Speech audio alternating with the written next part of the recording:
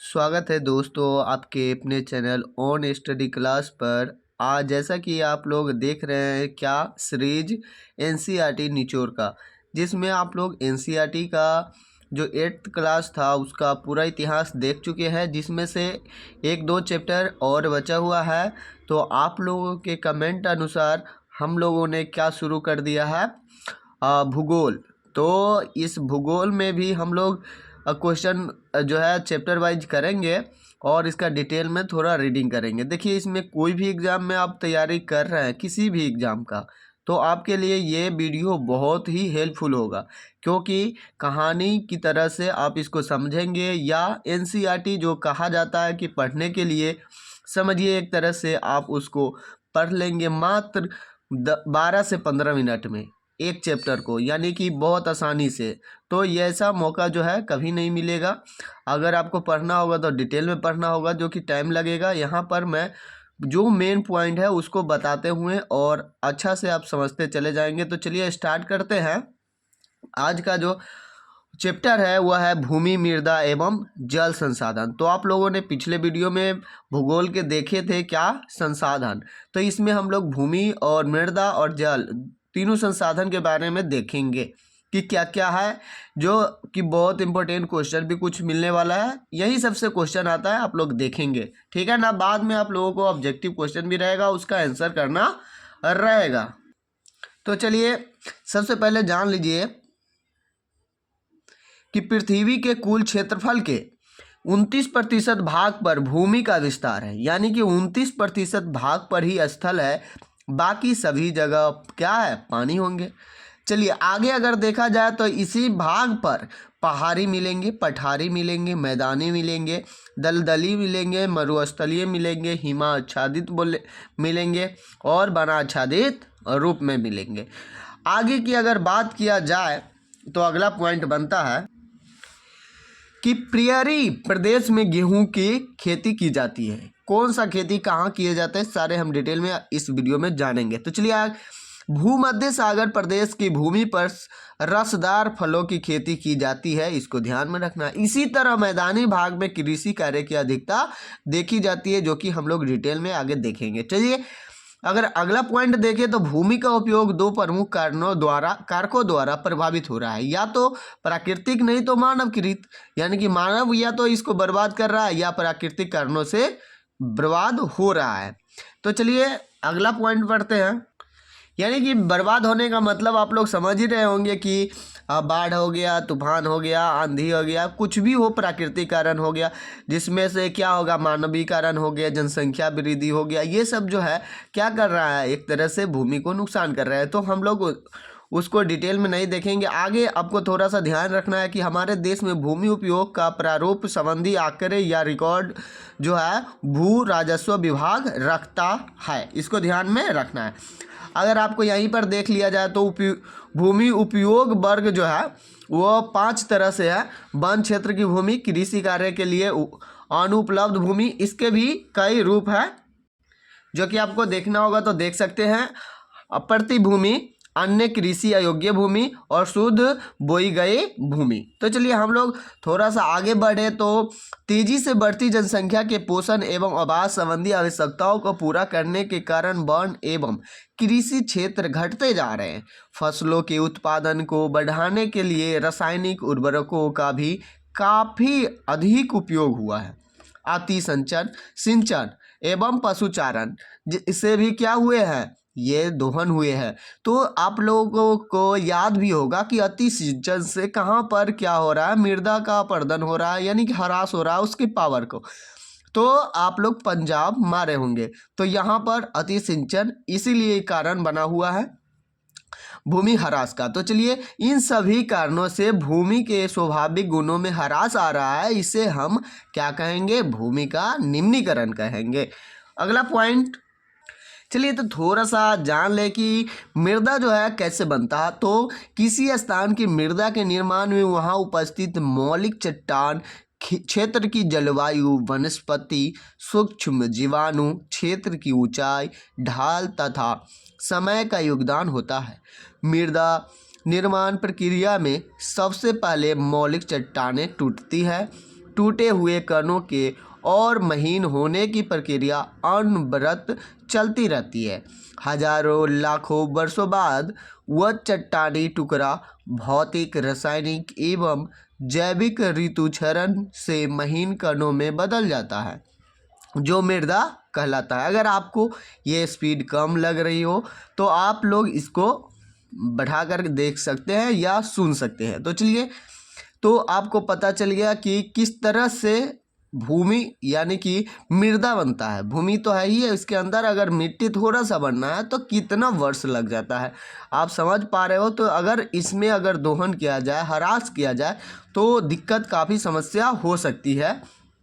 अगर इसको देखा जाए तो मिट्टी के विभिन्न स्तर पे इसको बांटा गया है, जैसा कि फिगर में आप देख सकते हैं। अ ब स द है ना। पहला ह्यूमस है, उसके बाद बालू एवं पिंक है, उसके बाद ऋतुचरित कण है, उसके बाद मौलिक चट्टानें हैं। तो इस तरह से क्या है कि मिट्टी के विभिन्न स्तर को बांटे हुए हैं। यहाँ पर जो है रंग के आधार पर मिट्टी जो है कई प्रकार के होते हैं, या मृदा के प्रकार को हम लोग जानेंगे। और सबसे इसमें जो इम्पोर्टेंट बनने वाला होगा कि कौन सी मृदा किस क्षेत्र में पाया जाता है, ये आपके लिए इम्पोर्टेंट बनेगा। तो फिर भी आप इसके प्रकार को थोड़ा सा जान लीजिए। उर्वरता के आधार पर उर्वर है, अनुवर्र है, और यानी कि जो बंजर कहते हैं। उसके बाद बलुई है, चिकनी है, दोमट है। और रंग के आधार पर लाल है, काली है, भूरी है, बादामी है। तो हम लोग आगे देखते हैं कौन से क्षेत्र में कौन सी मृदा होता है, तो और किसके लिए ज़्यादा जरूरी है। तो चलिए, जलोढ़ मृदा देश के सभी नदी घाटियों में पाई जाती है। जलोढ़ मृदा कहाँ पर पाई जाती है, कोई भी देश हो, देश की सभी नदी घाटी जहाँ पर होंगे उसमें जलोढ़ मृदा पाई जाती है। अगर बात करें उत्तर भारत का, तो वहाँ पर विशाल मैदान पूर्णतः क्या है, जलोढ़ से ही बना हुआ है। नवीन जलोढ़ को, ये इंपॉर्टेंट पॉइंट यहाँ पर बनता है जो कि एग्जाम में पूछे भी गए हुए हैं कि नवीन जलोढ़ को खादर एवं पुराने जलोढ़ को वांगर कहा जाता है। नवीन को खादर और नए को वांगर, एकदम ध्यान में रखना है, ये इम्पोर्टेंट है, DVI है। जलोढ़ मृदा चावल, जलोढ़ मृदा में क्या क्या बनेंगे, उपजेंगे, तो चावल, गेहूं, मक्का, जिसमें चावल को आपको फर्स्ट श्रेणी में रखना है। क्लियर। गन्ना एवं दलहन फसलें उत्पादन होगा। उसके पश्चात अगर हम लोग बात करें तो काली मृदा, तो यहाँ पर एल्युमिनियम एवं लौह यौगिक की उपस्थिति के कारण काली होती है। एल्युमिनियम एवं लौह दोनों है, ठीक ना। काली मृदा में एल्युमिनियम और लौह। यह जो मृदा है कपास की खेती के लिए सर्वाधिक उपयुक्त है, ये भी एग्जाम में आते रहते हैं। तो महाराष्ट्र, यहाँ पर कौन से क्षेत्र में काली मृदा पाई जाती है, तो ध्यान में रखना है, महाराष्ट्र, गुजरात, कर्नाटक। कम से कम 3 जो है राज्य को आप जरूर ध्यान में रखेंगे, 3 क्षेत्र को। आंध्र प्रदेश तथा तमिलनाडु राज्य में भी ये अधिक मात्रा में पाई जाती है। लाल एवं पीली मृदा प्रायद्वीपीय पठार के पूर्वी एवं दक्षिणी हिस्से में पाई जाती है, तो इसको भी थोड़ा सा ध्यान में रखना है। लोहे के अंश के कारण इस मृदा का रंग लाल होता है। जल में मिलने के बाद यह मृदा पीली रंग की हो जाती है। ज्वार, बाजरा, मक्का, मूंगफली, तंबाकू और फलों के उत्पादन के लिए उपयुक्त यह मृदा उड़ीसा, झारखंड एवं मेघालय में पाया जाता है। लैटेराइट मृदा का निर्माण निक्षालन की प्रक्रिया से होता है, ये भी आपको ध्यान में रखना है। लैटेराइट मृदा का निर्माण निक्षालन की प्रक्रिया से होता है। पूछा जा सकता है कि लैटेराइट मृदा का निर्माण कैसे होता है, तो निक्षालन प्रक्रिया द्वारा होता है। यह मृदा केरल, कर्नाटक, तमिलनाडु राज्यों में मिलते हैं।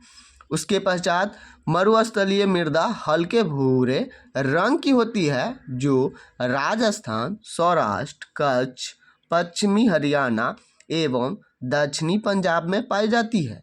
आपको बता दूं कि पर्वतीय मृदा पर्वतीय क्षेत्र पर पाई जाती है, जो कि आपका पूरे हिस्ट्री इसका ख़त्म हो गया। मृदा, कौन से मृदा किस क्षेत्र में पाए जाते हैं। बाकी आपको बता दूं तो लगभग जो मृदा है वो कहीं ना कहीं सभी जगह पाए जाते हैं, परंतु जो विशेष थे उसको इस किताब में दिया गया है, जो कि आप लोग देखिए, इसको ध्यान में रखना है।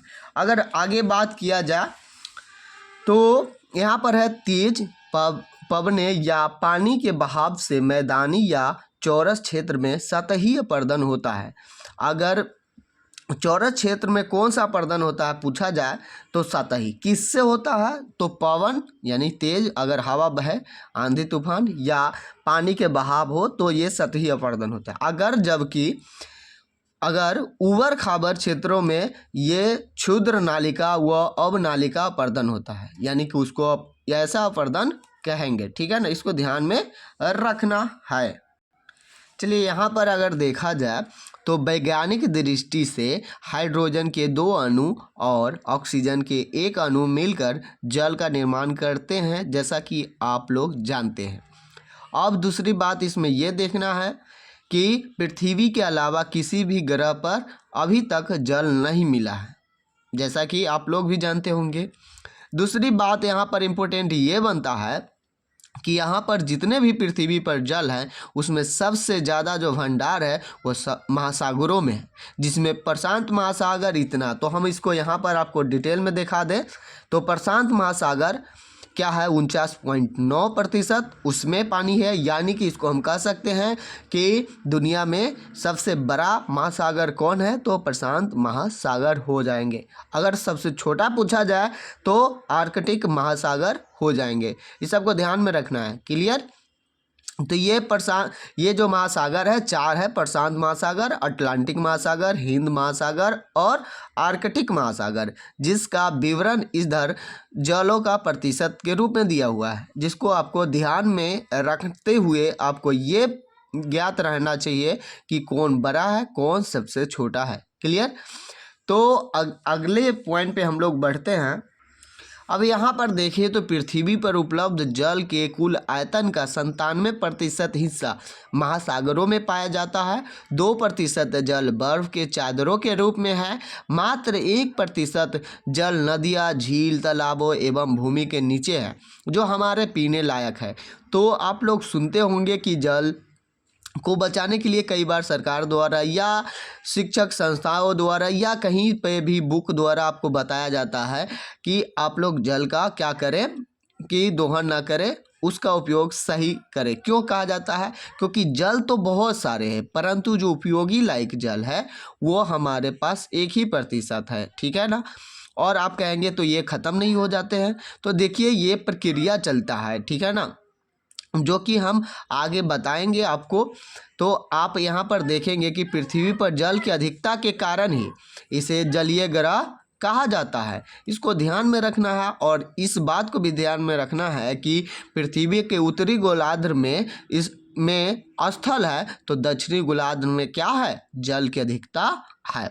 आपको बता दूं यहाँ पर इसका डिटेल आप देख सकते हैं। महासागर में इतना प्रतिशत, बर्फीली में 2%, उसके बाद छोटा मोटा कहीं पर है, उसके बाद नदी में मात्र 1% है, जैसा कि 100% पूछ चुका है।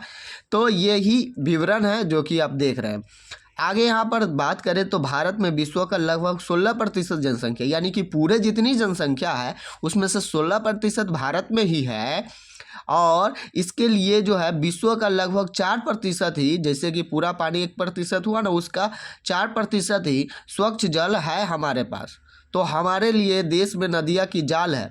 हाँ, इसमें ब्रह्मपुत्र नदी का वार्षिक जल प्रवाह सर्वाधिक है, यानी कि अगर नदियाँ नहीं रहते हैं तो ये 1% बहुत जल्द समाप्त हो जाता, परंतु नदियाँ है, वाष्पिक क्रिया है, जो कि वर्षा के रूप में आते हैं और ये जो है इसका जो है क्या एवरेज बना करके रखे हुए हैं। तो वो इसीलिए, नहीं तो कहीं कहीं पर गर्मी के दिनों में ऐसा देखा जाता है और होता भी है कि वहाँ पर जल की कमी हो जाती है, लेवल बहुत नीचे चला जाता है, जैसा कि आप लोग भी न्यूज़ में सुनते होंगे। तो मोटे मोटे अक्षरों से हम लोगों ने उस चैप्टर को ख़त्म कर चुका है। जो भी इम्पोर्टेंट था बातें आपको बता दिए हैं। जैसा कि आप लोग देखेंगे यहाँ पर ऑब्जेक्टिव जो भी है कि पृथ्वी के कितने प्रतिशत भाग पर स्थल है, तो आप लोग इसको देखिए और एक नंबर लिख करके उसका आंसर दे सकते हैं। कि इसका कौन सा आंसर है जो आप लोगों ने पीछे पढ़ चुके हैं। तो आप लोगों के लिए ये वीडियो कैसा रहा आप लोग ज़रूर कमेंट में बताइएगा और आंसर भी ज़रूर बताइएगा। फिर मिलेंगे आप लोगों से नेक्स्ट वीडियो में, तब तक आप लोग अच्छे से पढ़ाई कीजिए। Thank you for watching.